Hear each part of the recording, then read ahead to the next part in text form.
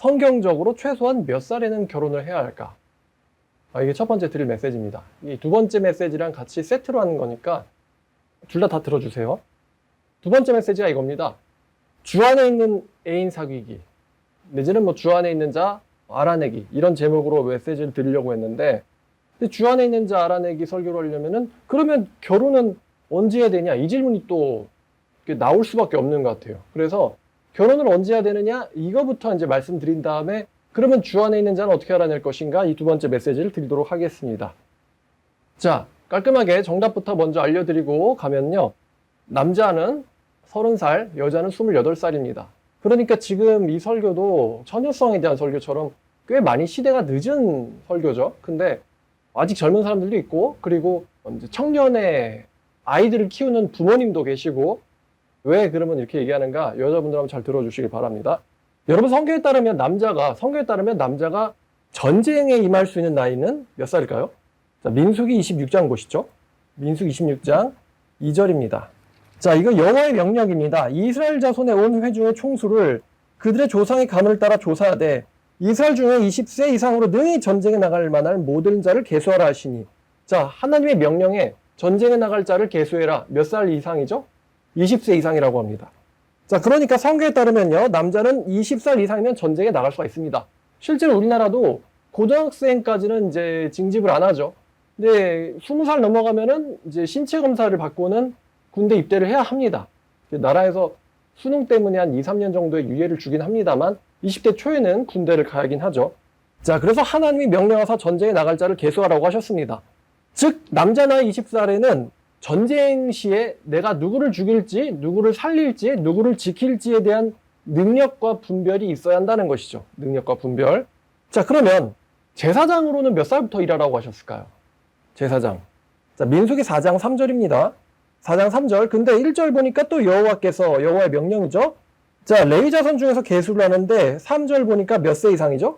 30세 이상으로 50세까지 회막에 일을 하기 위하여 역사에 참가할 만한 모든 자를 계수해라. 회막 일에 참가하는 자의 나이는 30세부터 50세까지입니다.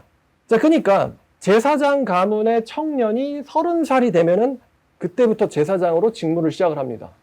자, 그러면 제사장의 직무를 보면은 그 중에 굉장히 중요한 임무가 바로 상담입니다. 상담이라는 건 뭐냐면요, 성경에 대해서 분별을 가르치는 거예요. 여러분들이 저한테 어떻게 해야 돼요, 저렇게 해야 돼요, 뭐 성경 자체 내용을 물어볼 때도 있고, 어떤 식으로 살아야 되느냐, 어떤 인생을 살아야 되느냐, 뭐 내가 지금 이런 일을 겪었는데 어떻게 선택을 해야 되느냐, 이렇게 저한테 선택을 물어보실 때도 있거든요. 이럴 때 성경을 가지고 혹은 성경을 적용해 가지고 어떻게 가르칠 것이냐, 어떻게 살아야 되느냐라는 지침을 줄 수 있는 나이가 30이라는 거죠. 그러니까 남자 나이 30이면요, 무엇이 선한지 악한지, 그리고 무엇이 하나님 앞에서 올바른 삶인지 잘못된 삶인지를 분별할 수가 있고, 남의 영혼을 책임지고 가르칠 수 있는 나이란 뜻입니다. 자, 레위기 10장 볼게요. 레위기 10장 11절입니다. 자, 제사장의 임무가 가르치고 또 상담하는 거. 자, 10장 11절을 보면 나 여호와가 모세를 통하여 모든 교회를 이스라엘 자손에게 가르치리라. 이거 좀 번역이 이게 오역이에요. 이거 틀린 번역이고요. 이렇습니다. 모세를 통하여 준 규례를 9절에 나오는 아론과 그의 자손들이 가르칠 것이다라는 뜻입니다. 9절에 나오는 아론의 자손들, 그러니까 제사장들이 모세를 통하여 주신 규례를 백성들한테 가르칠 것이다. 이게 이제 정확한 번역이에요. 그러니까 제사장은 모세를 통하여 주신 규례, 그러니까 다시 말하면 성경 말씀을 백성들한테 가르친다. 이게 제사장이 하는 일입니다. 그러니까 제사장이 30살부터 이스라엘 백성들을 상담할 수 있고 가르칠 수 있다. 어떤 인생이 하나님 앞에서 올바른지. 여러분, 제사 드릴 때 아무 대사도 없이 그냥 짐승 자르고 각대고 그다음 태우고 아무 대사도 없겠어요? 거기 죄를 지은 자가 짐승 끌고 와가지고 제가 이런 죄를 졌습니다. 일단 죄명은요, 죄명을 알아야 되잖아. 이런 죄를 졌습니다. 뭐 이런 대화를 할 것이고, 제사 드리고 나서 이제 그거를 제사장이 성물을 먹지 않습니까? 그러면서 제사장이 뭐 당장 먹을 수도 있고 나중에 먹을 수도 있지만 일단 성막에서 그 죄 지은 자와 같이 대화를 하잖아요.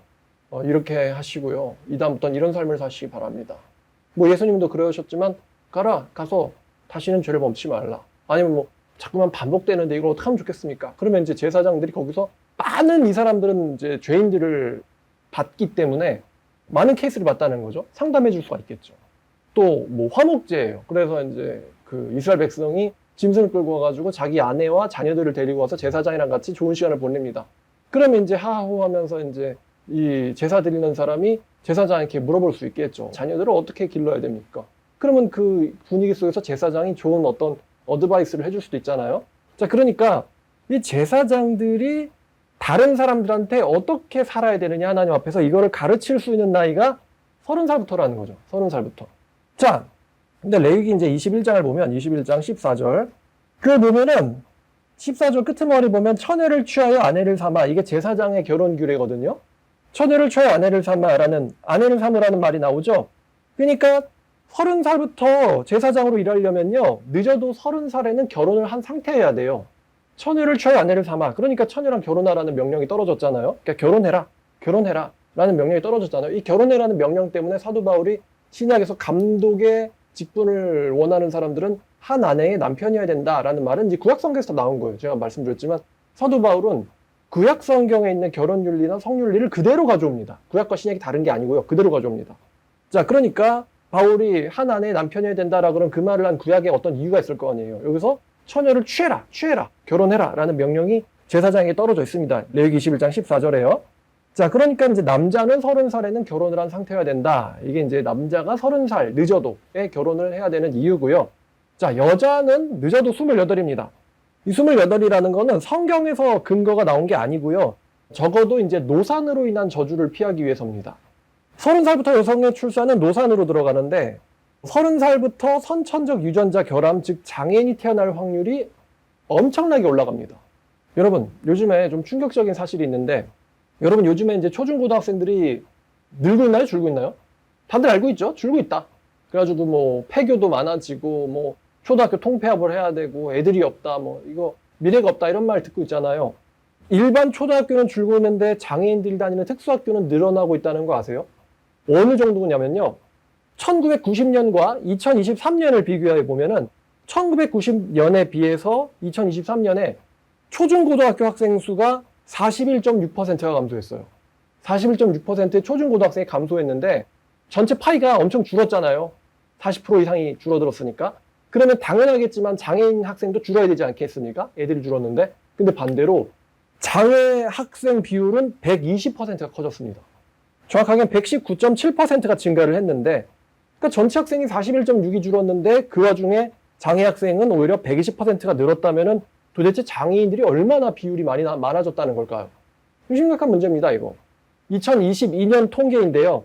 신생아의 28.5%가 선천성 기형아로 진단되고 있습니다. 28.5%가 선천성 기형아. 4명 중 1명을 넘습니다. 기형아 비율이요. 4명 중 1명이 넘어. 이게 팩트예요. 뭐 의사들은 이런저런 이유를 대긴 하는데, 여러분 그러면 이걸 정리하면 출생아의 숫자는 줄고 있는데 기형아가 늘고 있다. 이게 팩트예요. 원인은 뭘까요? 1990년과 지금 다른 게 뭐죠? 원인은 늦은 결혼과 출산이지 다른 이유가 있겠습니까? 산모 나이가 만 29세부터 태아 염색체 기형 확률이 급격히 올라가서 30대 후반에는 기형아 출산 가능성이 20대 초반에 5배 가까이 높습니다.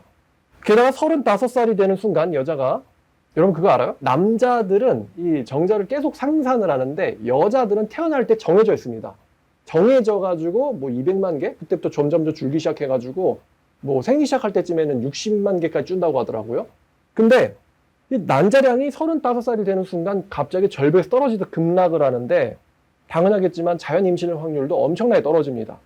20세에 비교해 봤을 때 유산 확률이 엄청 올라갑니다. 40대 초반에 들어가면 여자들은 자연 임신 확률이 극악으로 떨어집니다. 거의 불가능한데 그나마 임신할 경우에도 유산 확률이 55%라고 합니다.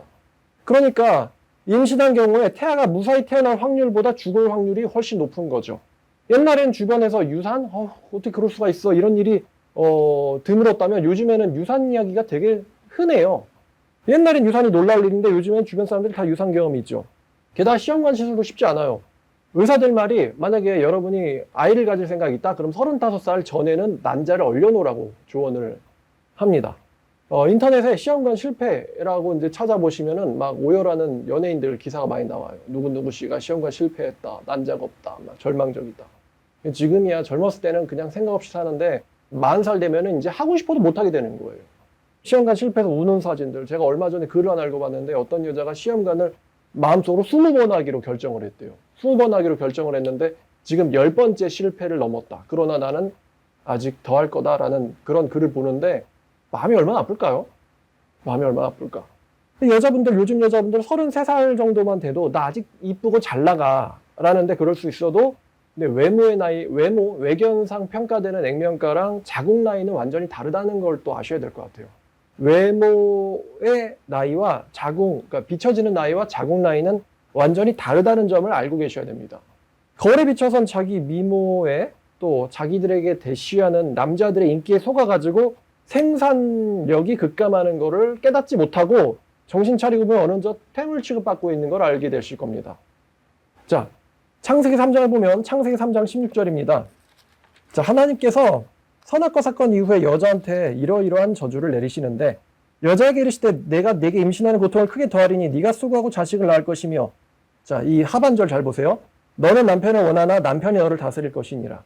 넌 남편을 갈망할 것이다. desire라는 단어가 쓰였는데 여러분 여자에게 내려진 하나님의 저주는 뭐냐면 여자가 남자에게 다스림을 받아야 된다는 거예요. 남자가 너를 다스릴 것이니라. 이게 명령입니다. 남자가 너를 다스릴 것이다. 명령이에요. 이게 명령이기도 하고 또 그렇게 되어질 거다라는 어떤 사실을 선언하신 것이기도 하죠. 남자가 너를 다스릴 것이다. 반대로 말하면 여자는 남자한테 다스려져야 된다. 여자가 그렇게 만들어졌어요. 애당초 하나님에 의해서 여자는 남자를 의지하게 만들어졌습니다. 20대부터 40대까지는 남편이 있어야 되고요. 뭐 애인이 있어야 되고요. 50대부터는 아들이 있어야 됩니다. 근데 40대 올드미스가 멋있을 수는 있는데 60대인데 남편도 없고 아들도 없다? 그러면 굉장히 비참할걸요? 50세라고 해도 앞으로 50년은 더 살아야 된단 말입니다. 50년. 반세기예요. 근데 그동안 온갖 주변에서 무시는 다 하는데 나를 지켜줄 남자도 없다고 한번 생각해 보세요. 새빵 살면서 망가지고 고칠 건 나오는데 새로운 스마트폰이 나오고 새로운 앱이 생기고 새로운 기술이 개발되는데 그걸 고쳐주거나 나한테 바꿔주거나 가르쳐줄 사람은 없고 사람들한테 계속 무시당한다고 생각해 보세요. 매장의 키오스크 때문에 노인들이 매장을 못 간다 이런 말 있잖아요. 그게 남의 얘기가 아니라 여러분의 미래의 이야기가 될 수도 있습니다. 결혼과 출산은 필요를 느껴 사는 게 아니고요. 필요를 예상해서 하는 거죠. 만약에 필요를 느낀다면 이미 늦은 겁니다. 따라서 일찍 결혼해서 일찍 애를 낳는 게 지혜롭겠죠. 제가 말한 그 나이예요. 자, 또 두 번째로 이 근거를 보면 이제 성경에 세대라는 말이 나오지 않습니까? 세대. 영어로는 generation. 그 다음에 이게 헬라어로는 게네아라는 단어입니다. 게네아. 세대라는 단어는 아버지와 아들 사이의 시간적 간격을 가리켜요. 뭐 여러 의미가 있긴 한데 일단 기본적인 뜻 중에 하나는 아버지와 아들 사이의 시간적 간격. 자, 성경에서 게네아가 그러면 몇 년을 가리킬까요? 성경에서 게네아는 30년을 가리킵니다. 헤로도토스라는 역사학자는 30에서 33년을 가리킨다. 그 시간 33년까지를 가리킬 수 있다고 보았고요. 또 어떤 신학자는 광야에서 출애굽 세대가 멸망까지의 사건 때문에 이거를 40년이라고 보는 신학자도 있어요. 게네아는 40년을 가리킨다고 보는 신학자도 있어요. 그러니까 이제 아빠가 장남을 등남할 때까지의 기간입니다. 근데 여러분이 창세기 11장에 보면 홍수 이후에 장남들이 대략 아버지 나이 30살에서 35 사이에 태어납니다. 창세기 11장을 보면 이제 누가 누구를 낳고 누가 몇 세에 누구를 낳고 근데 홍수 이후에가 중요하죠. 홍수 이전에는 우리가 1000년을 못 사니까요. 대략 30살에 태어나죠. 요셉이 몇 세에 장가를 갔냐? 30살입니다. 남자로서 가장 똑똑하고 왕성할 때라고 했죠. 파로 앞에 섰을 때 30세라. 그가 이제 여자를 취했을 나이고도 30입니다. 자, 그리고 여자 나이 28이 마지노선이다라는 것은 노선의 저주를 피하기 위한 최소한의 숫자지 제가 28부터를 추천하는 건 아니에요. 더 빨라도 괜찮죠. 한 25에서 28 사이에는 결혼을 해서 애를 낳아야 되지 않을까요? 아무리 요즘 시대가 뭐 늦게 간다 그래도 여자분들, 남자분들의 신체 나이가 또 늘어나는 건 아니기 때문에 요즘 시대를 따라갈 필요는 없다고 생각해요. 이렇게 가면 결국 멸절하지 않겠습니까? 한국인이. 자, 남자 30살이라는 것도 마찬가지예요. 남자는 상관이 없어 라고 생각하실 수도 있는데 그거 어리석고요. 늙는 거는 여자 혼자 늙지 않습니다. 남자도 같이 늙고 있죠. 남자가 언제든 여자에게 아이를 낳게 할 수 있다고 해서 언제까지거나 여유롭게 있으면 안 돼요. 자, 이제 제일 중요한 이야기인데 주 안에서 결혼하려면 상대방 신앙을 5년은 검증을 해야 되기 때문에 20대 초반부터 연애와 결혼에 관심을 갖고 준비하는 것이 현명합니다. 다시 말하면 20대 초에 장래 애인에게 보여줘야 될 준비는 되어 있어야 된다는 뜻이죠. 자, 첫 번째 메시지는 여기까지 전해드리고요.